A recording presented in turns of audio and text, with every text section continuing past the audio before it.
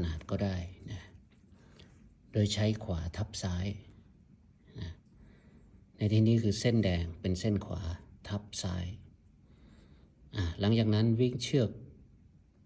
สีแดงเนี่ยคือเส้นของด้านขวาเนี่ยลงไปข้างล่างนะครับแล้วก็วนขึ้นมาทับอยู่บนเส้นหลักของเส้นสีแดงหลังจากนั้นเราก็ใช้เชือกวิ่งเส้นสีขาวด้านซ้ายเนี่ยวิ่งกลับเข้ามาทับบนเส้นวิ่งและเส้นหลักของเส้นสีแดงลงไปข้างล่างแล้ววนขึ้นมาแล้วสอดลงไปยังจุดตัดระหว่างเส้นวิ่งกับเส้นหลักของเส้นสีแดง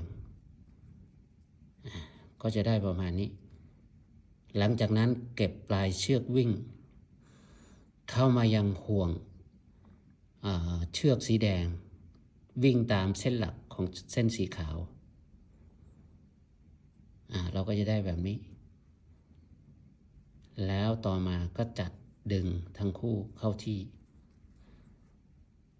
เราก็จะได้เงื่อนต่อเชือก river bend